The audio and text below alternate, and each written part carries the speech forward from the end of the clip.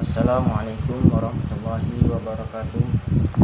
Perkenalkan, nama saya Freddy dari Ilmu Pemerintahan kelas IP 5I dengan nomor induk mahasiswa 10519415. Baiklah, di sini saya akan menerangkan materi tentang sejarah konstitusi. Adapun sebenarnya konstitusi berbeda dengan undang-undang dasar dikarenakan suatu kehilapan dalam pandangan orang mengenal konstitusi pada negara-negara modern, sehingga pengertian konstitusi itu kemudian disamakan dengan undang-undang dasar. Adapun secara umum terdapat dua macam konstitusi, yaitu konstitusi tertulis dan konstitusi tak tertulis.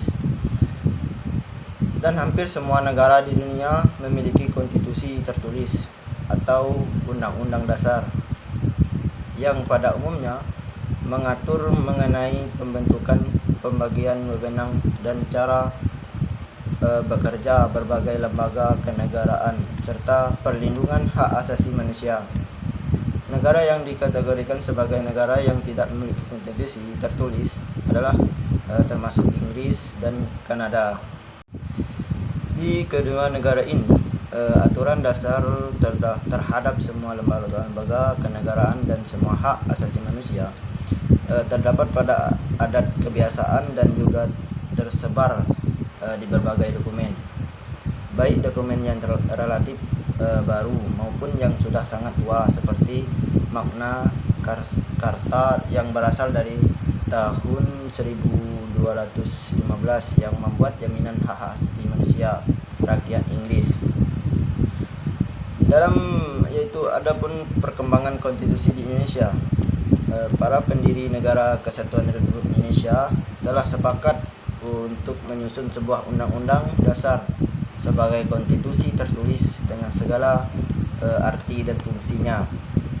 Sehari setelah proklamasi kemerdekaan Republik Indonesia pada 17 Agustus 1945, Konstitusi Indonesia sebagai suatu revolusi groundbreaking telah disahkan pada 18 Agustus 1945 oleh Panitia Persiapan Kemerdekaan Indonesia. Dalam sebuah naskah yang dinamakan Undang-Undang Dasar Negara Republik Indonesia. Dengan demikian, sekalipun Undang-Undang Dasar 1945 itu merupakan konstitusi yang sangat singkat dan hanya membuat 37 pasal. Namun materi ketiga muatan konstitusi yang harus ada menurut ketentuan umum teori konstitusi telah terpenuhi dalam Undang-Undang Dasar 1945 tersebut. Dalam dasarnya, kemungkinan untuk mengadakan perubahan atau penyesuaian itu memang sudah dilihat oleh para penyusun Undang-Undang 1945 itu sendiri.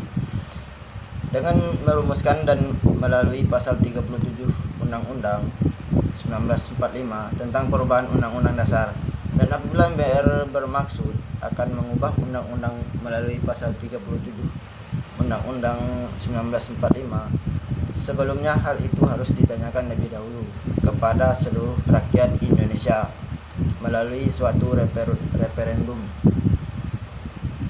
Perubahan Undang-Undang 1945 kemudian dilakukan secara bertahap dan menjadi salah satu agenda sidang tahunan MPR.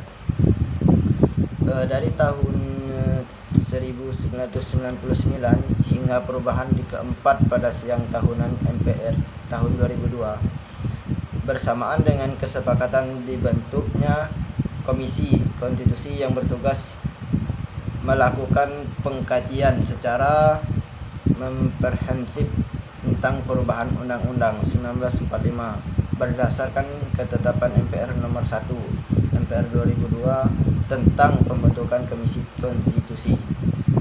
Cukup sekian penjelasan materi dari saya tentang sejarah konstitusi.